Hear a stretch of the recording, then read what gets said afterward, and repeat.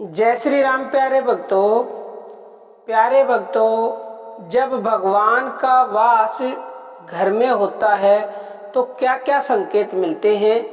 आज ये पार्ट तीसरा है और इसके 2 पार्ट पहले अपलोड हो चुके हैं। अगर आप देखना चाहते हो तो डिस्क्रिप्शन बॉक्स में आपको लिंक मिलेगी, उन दोनों पार्ट को जरूर देखना। 2 महीने पहले हमने दूसरा पार्ट अपलोड किया था और काफ़ी कमेंट आए आपके कि तीसरा पार्ट भी अवश्य ही अपलोड कीजिए।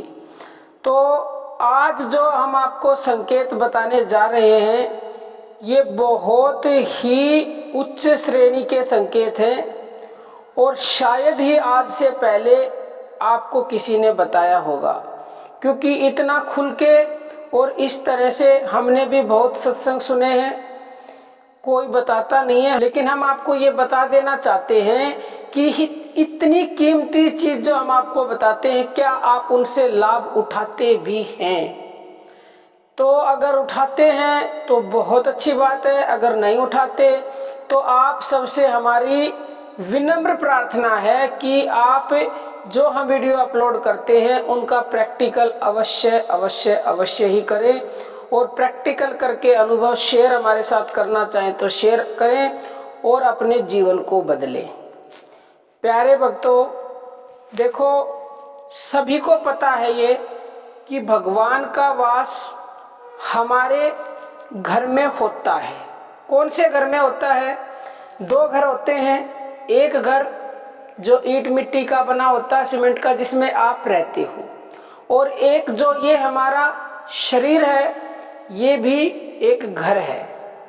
तो जो ये हमारा शरीर रूपी घर है, सबके घर में यानी सबके शरीर में भगवान का वास है, ये बात पक्की है। लेकिन सबके शरीर रूपी घर में भगवान का वास होने के बाद भी उसका अनुभव क्यों नहीं होता?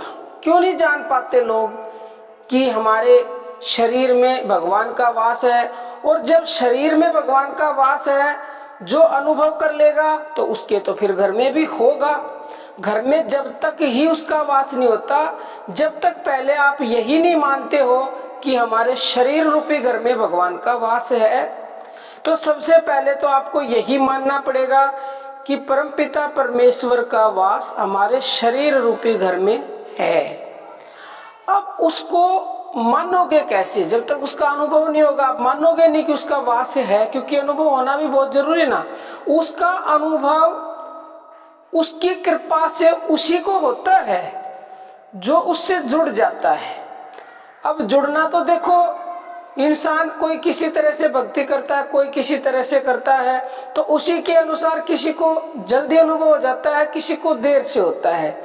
लेकिन जो सबसे उच्च कोटि की साधना है, उच्च कोटि का जप है, वो है प्राण जप।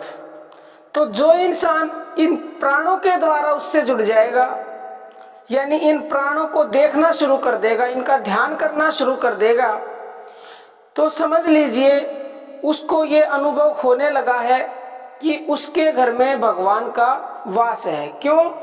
क्योंकि हर इंसान को पता है कि अगर ये हमारी श्वास निकल जाएगी तो हम डेड हैं, मरे हुए हैं, हमारी कोई वैल्यू नहीं है। तो इसका मतलब क्या है? कभी आप सोचते हो कि हमारी श्वास निकल जाएगी तो हम तो मर जाएंगे, तो इन श्वासों से हमें क्या करना चाहिए? तो इसका मतलब तो यही है ना कि श्वास निकल गई तो हम मर गए।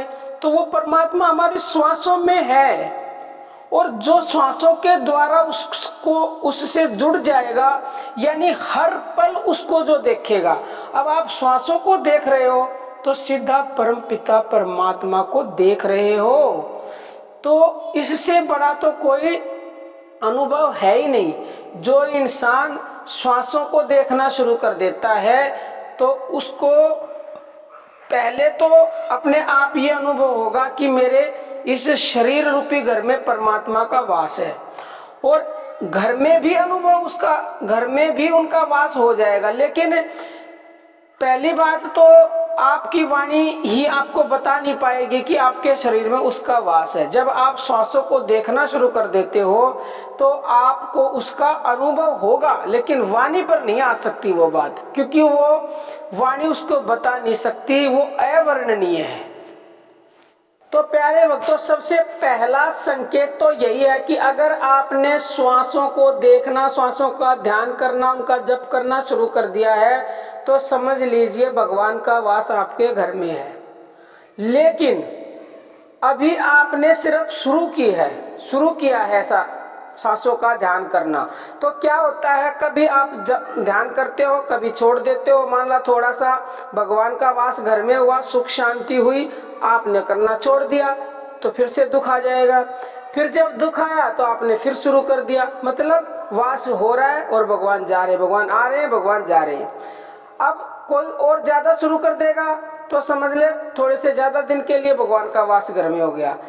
और ये दूसरे नंबर का संकेत है कि मध्यम जो साधक होते हैं, मध्यम श्रेणी के, यानी कभी कभी भूल जाते हैं लेकिन करते हैं वो सांसों का ध्यान, तो भगवान का वास ज्यादा समय के लिए घर में होगा, सुख शांति ज्यादा रहेगी।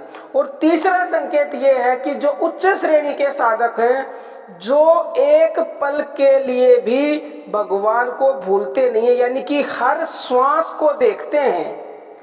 तो प्यारे भक्तों, जो मनुष्य हर श्वास को देख लेगा ना, हर श्वास को, यानी 24 घंटे में जितनी श्वासें आ रही हैं जा रही हैं, उन सारी श्वासों को 21,600 श्वास हम लेते हैं प्रतिदिन, और सारी श्वासों का जिस मनुष्य ने ध्यान कर लिया उसके घर में तो आप समझ लीजिए साक्षात परमात्मा आकर खड़े हो जाएंगे, इसमें 1% भी संदेह नहीं है। तो ये 3 संकेत हमने बहुत ही उच्च श्रेणी के हैं।